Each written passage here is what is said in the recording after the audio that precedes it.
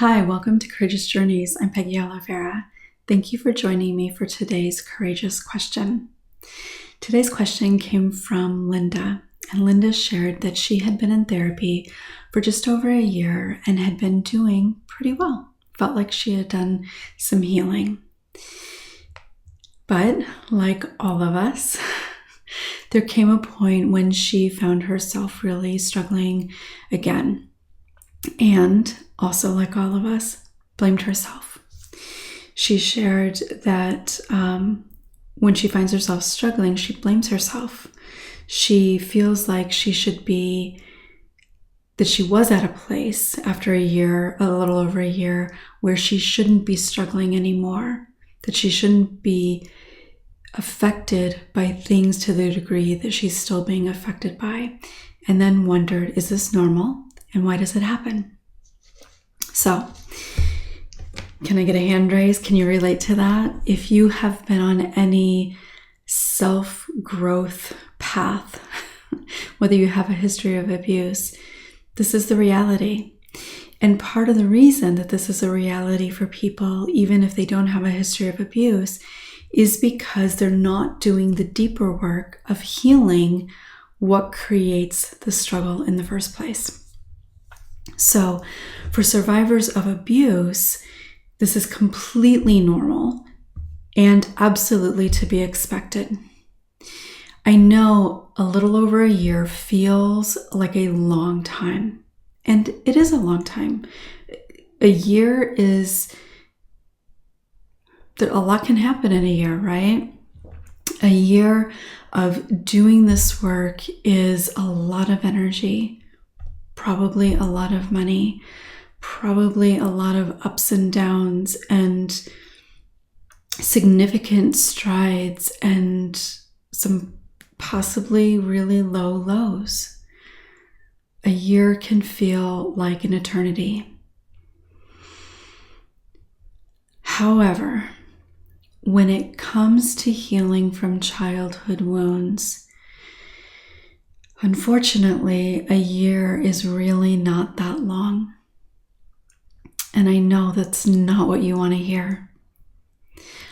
I know how disheartening it can feel to think when you've been on this path for 6 months or a year and a half, to think a year isn't very long. In terms of overall what it takes to heal. But know that everything that you've done in those few months or that year, or possibly even a couple of years, that even if you're not where you want to be, even if you continue to struggle, which is going to be normal, it doesn't mean that you're not making progress. It doesn't mean that nothing really shifts until you get to some magical point, whatever that might be. Every step that you take forward in those few months, in that year or couple of years, every single step that you take forward is necessary for you to ultimately get to where you want to be. So there's a couple of other videos that I've done that are helpful in thinking about this. So if you haven't seen them, please take a look at them, and I will share the links to those in the description of this video. And those videos are Setbacks in Therapy, and I don't remember the title of the other one, but it's something around the idea of kind of imagining a new way of thinking about this journey of healing. So I will find those and share those in the description in this video. So those are important to keep in mind. So for many people, especially if this is your first kind of endeavor into this journey, like I said, a lot can happen in a year. And it's necessary. What you experience in that first year, assuming that you're working with somebody that knows what they're doing and there's not a lot of craziness happening in your life in terms of a lot of additional struggle or difficulty. The stuff that happens in that first year is often just learning to feel safe. Learning about how you've been impacted, which is necessary. Those things are necessary for healing. But it can take a long time to really develop, even in your body, and not just what you're saying to yourself, but developing a sense of safety where you feel like you can really share some of the struggles that are really going on. Where you can maybe share pieces of your story that are necessary to share because you hold so much shame around them. I have sometimes worked with people for a couple of years who haven't shared things with me because they don't feel safe enough within themselves. Doesn't necessarily mean that they don't trust me, but they don't feel that they trust themselves enough. They don't feel that they can trust their sense of worthiness enough that if they share whatever it is, that things will be okay. So what happens in those early period of time is building the foundation. So the video that I've done, actually I've done a couple, probably several different videos where I talk about building a foundation of cinder blocks. Like if you're building a home and you've got all those layers of cinder blocks to build a foundation. That has to happen in order for you to really, from a space of being really open and safe, that has to happen for you to continue to do the work that's necessary. Now, there are people who get into therapy and jump right in and share absolutely everything and say, tell me what I need to do. I'm ready to do it. Give it to me. And I get that, but that's not how this process really works. And people who tend to do that, if their therapist goes along with that idea, which if they do, they probably are not that experienced in working with adult survivors of trauma, because that is not going to be particularly effective and it can actually create more difficulty. But when you come in and you're reading everything and you're just diving headfirst into this process, on some level, your system is going to get overwhelmed.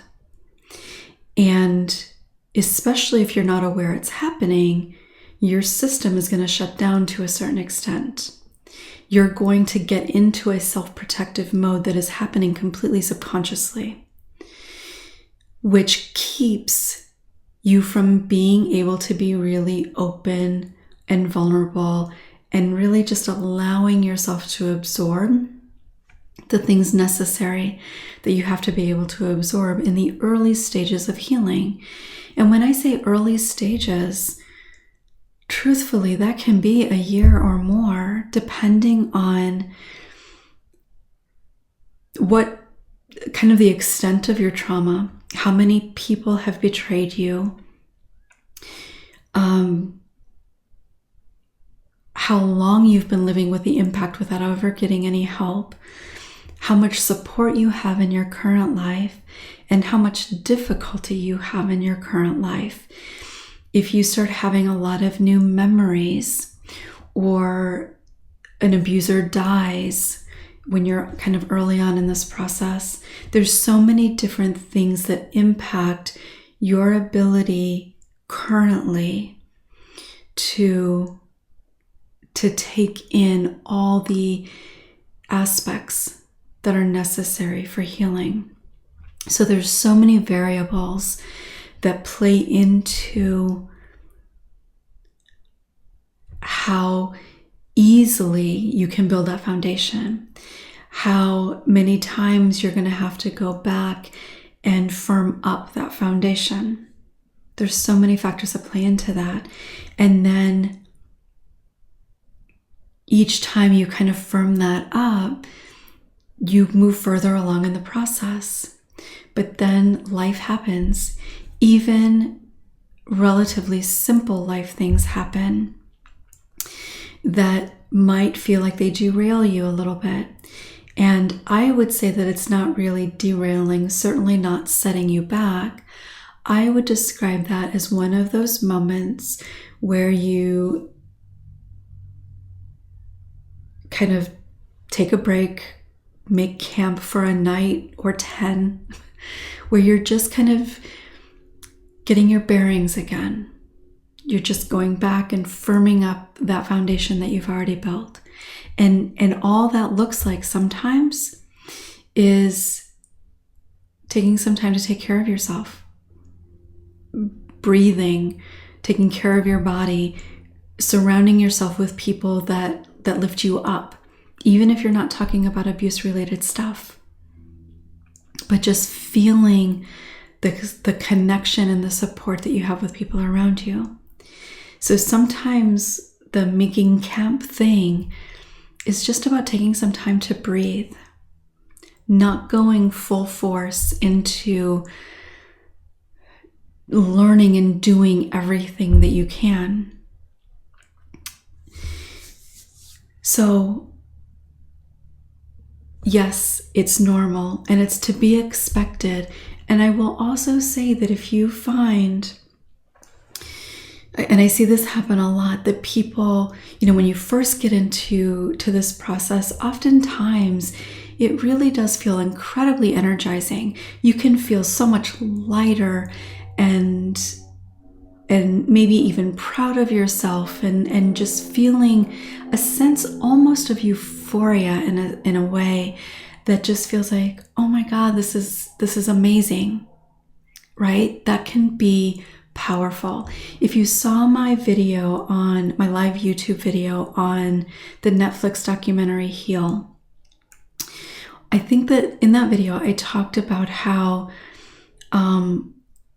the person who had the tapping experience and how in a moment when you're sharing something, particularly if you've not really shared it before or you're receiving a lot of support around it, compassion around it, that will leave you often feeling such a huge shift from something you've maybe never felt before.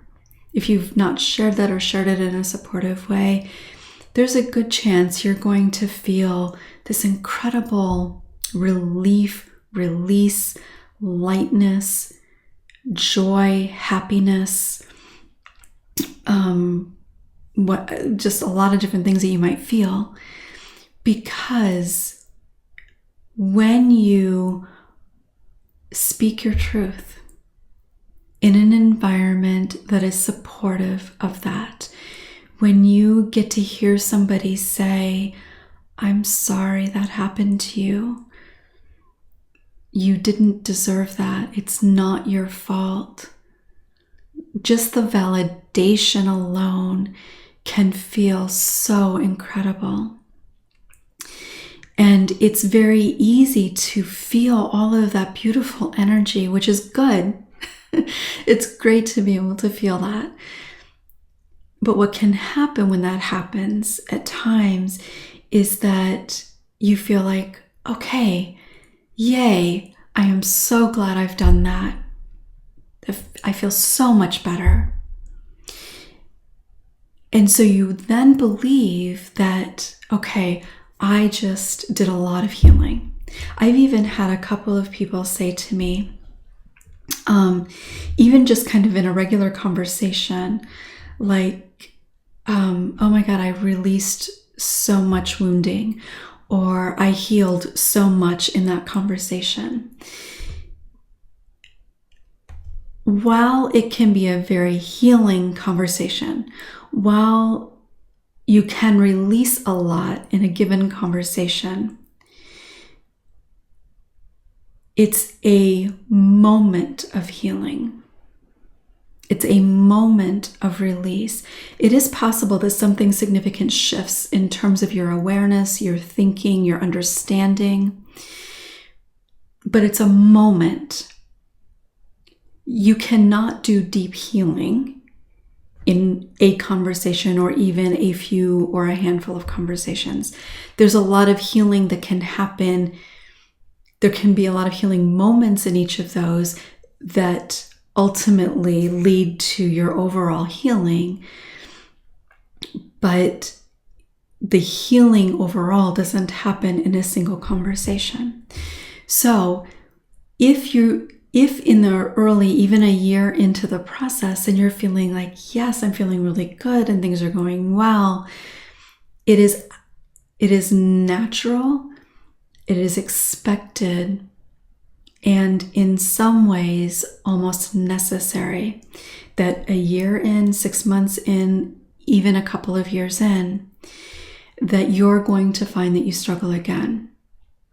Because, and this is something I talk about in the Setbacks in Therapy video, when you are healing long-held childhood wounding, again, it's the beliefs that you have as a result of that experience.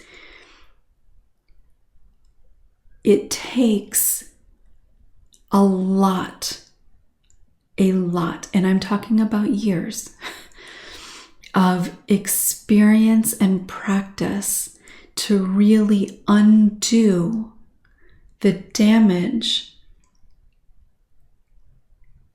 that created those beliefs and that those beliefs have created in your life. You can't just learn something and it magically shifts all those beliefs. Of course, you need to learn it. You need to be aware of it. That's absolutely an important step.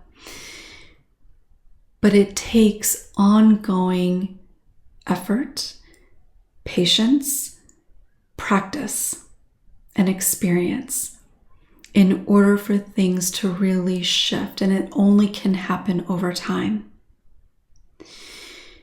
So when you've been doing really well, and then you find that you struggle, like you're really having a hard time either with specific beliefs or just finding yourself feeling really depressed again or struggling with anxiety.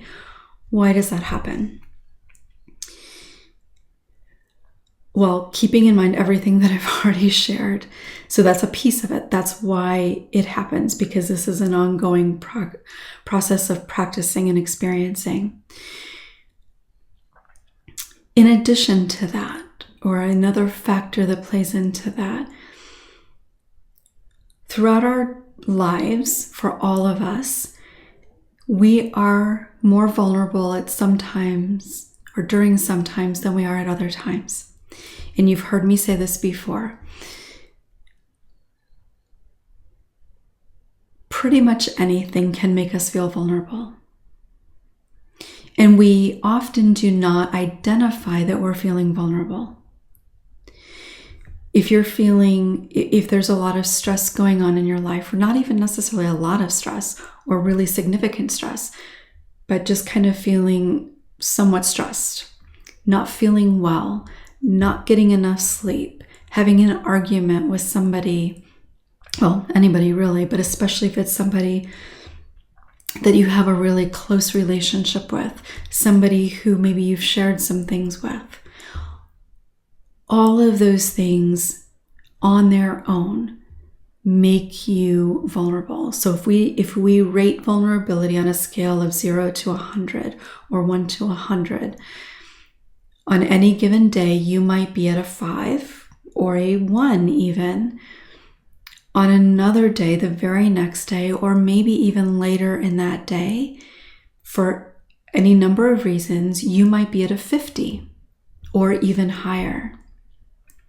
If you've got multiple factors playing in your life or in your day that can make you vulnerable, the higher your vulnerability is going to be. So let's say let's say you had an argument with somebody. You go to sleep, you don't sleep well, you wake up in the morning and you're worried about something you're supposed to do that day, something that you need to get done, a conversation you have to have, whatever. You're worried it's not going to go well. And you've got a really busy day on top of that. And you're thinking about everything you have to do once you're done with all of that. So Each of those factors that I identified add to your vulnerability. So on their own, they're going to make you vulnerable. Maybe at a 10, maybe at a 80, depending on what it is, especially the argument. But when you add them all together, your vulnerability increases exponentially. Because when it's just one thing, it's more manageable. When it's many things, you feel really overwhelmed, and your vulnerability is likely on that very high end. So let's say you're doing really well and you've got several different relatively minor stressors, nothing really significant going on. But then you are reminded of something from your past, or something that creates some shame or fear for you. Your vulnerability is going to increase significantly. So even if you've been doing really well, because your vulnerability has increased, you're going to more easily go back into old patterns of thinking, feeling, and behaving without having to think about it. Because when you're vulnerable, your default is still those old patterns. Because again, this happens on a very subconscious and sometimes even unconscious level. So when those things are going on, your mind and body kick in to self-protect. And so you go back to those old patterns, those old automatic ways of thinking, feeling, and behaving. So that's why even after a year, if there's something going on, and you may not even necessarily recognize that there's a lot going on, but how you can so easily find yourself in an old pattern or struggling again. And again, this is normal. This is to be expected. And this is why I did that video on setbacks and therapy. And I don't remember for sure, but I think that I ended up doing that video because I think maybe a client that I had at the time was struggling with that very thing, feeling that she had taken a lot of steps back, when in fact she hadn't. And if you watch the video, you'll hear this there too. But you've heard me mention today in this video the idea of practicing.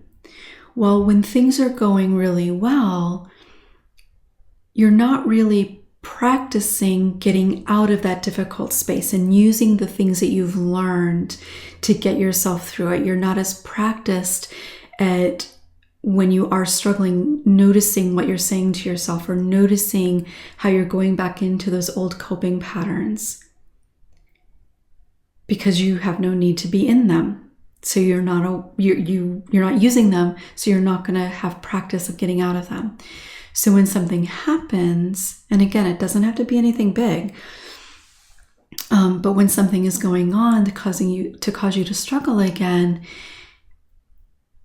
you end up getting to practice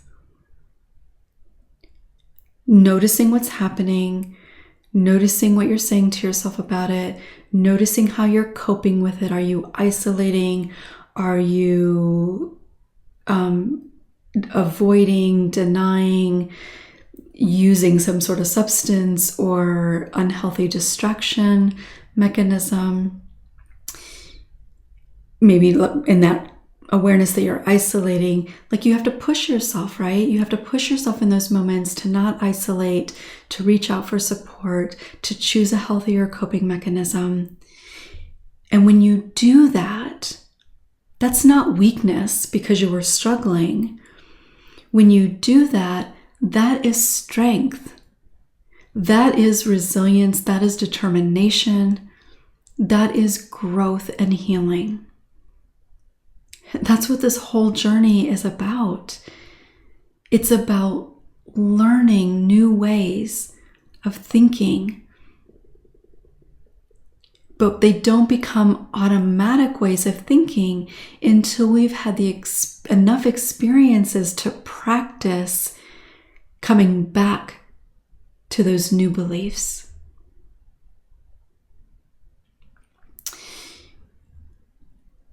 So a couple of things that I really want you to take from this. One is that it is completely normal and to be expected,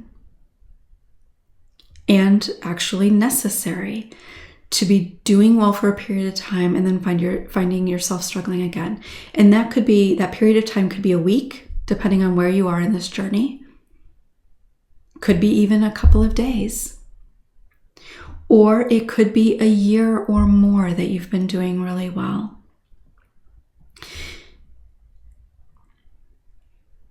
And even if you've had a few years of doing really well, or 5 years of doing really well, and you've stopped, working with somebody and you're just really going along and life is good. If there is a big life stressor, and even good things can be life stressors, but if there's a big life stressor, especially around like the death of an abuser, a divorce for yourself or a family member, having a child, or a child becoming the age that you were when something significant happened, those are all really significant stressors for survivors. And even if you've been on the other side of healing for 10 years, you might find that if something like that happens, you're struggling again. And that is to be expected too. It doesn't mean that you haven't done amazing work in healing. It doesn't mean that you haven't really basically healed. It just means that life happens, and it is natural and normal to struggle in life when things come up. In a situation like that, I think it can be helpful and important, though, to recognize that you're struggling. Don't beat yourself up about it, and go and see somebody again, maybe even just for a session or two, to kind of sort out what's going on. So yes, it is normal. And then the other thing that I want you to take from it, based on her question specifically, is why? It happens because it is a natural part of this process. It has absolutely nothing to do with weakness, and it has absolutely nothing to do with everything that you've done to that point not being effective or important in your journey. Because again, everything that you've done, everything that you've shared, every time that you've reached out, every time you practiced a new way of coping, even if it didn't feel all that successful, all of those different things that you've done have moved you further up that mountain. When you find yourself struggling again, it's not going back and starting at the beginning. It absolutely is not. It's just, let's make camp for a night. Let's take a few breaths. Let's come back to what we know. Let's get some support. That's all it is. And the reality is, healing from childhood abuse or trauma is a long process. When you think about how long you have lived with the impact, really think about that. From the first time something difficult happened, and however old you are now, think about how many years that has been, and all those years that you have believed something about yourself that is not true. All those things that you've taken as proof of what you believe about who you are. That's a lot of work to undo. It takes a lot of practice. You've had all those years of reinforcing those beliefs over and over and over again every single day of your life, probably many times in every day. I'm not suggesting that it takes that long to heal, but when you really think about how long Those beliefs have been reinforced in all the different ways that they've been reinforced, all the different ways that you've been wounded, because of course it wasn't just that one time. It's incredibly rare that it would be just one time and everything else in your life was perfect. In fact, I've never known anybody that was the case for them. So it does take time to heal. My own journey, I honestly couldn't tell you how long it actually took, because I didn't really know that I was healing. I didn't know, even a few years in, that I would continue to grow and be where I eventually am, or even where I was even like 10 years or so ago. But it was an ongoing process. And I have shared in different ways that when I disclosed, after being on the other side of healing, when I disclosed about another abuser to a family member, that I found myself struggling again. And it took me, I don't remember now how long it was, but this was 10 years ago. And 10 years ago, I felt like I was on the other side of healing for a while at that point. But it kind of threw me for a loop. And it took me some time to come back to what I know to be true. And then you've probably heard me talk about in 6 years ago, that now I guess at this point, that I was struggling with a work situation, not client situation, but work environment situation. And just found that I was being affected in a way that I knew was not, did not make sense given those particular circumstances, that my reaction was not just about what was going on. And so I went back again, and it was incredibly helpful. I didn't go for very long, but it was incredibly helpful. And so no matter where we get to, life happens. And this is true for people that don't have abuse histories as well. So don't feel like this is the effect of being a survivor of abuse. Of course you are, and it's related to that on, in a certain way. But people that have no history of childhood trauma at all still deal with the same things in their lives, where they find themselves struggling. They go back to old ways of coping, because everybody that I've ever known, no matter what their history is, has unhealthy ways of coping and not dealing with things in the most healthy way. So I hope this has been helpful. Linda, I hope you get to see this, and I hope that you find it helpful.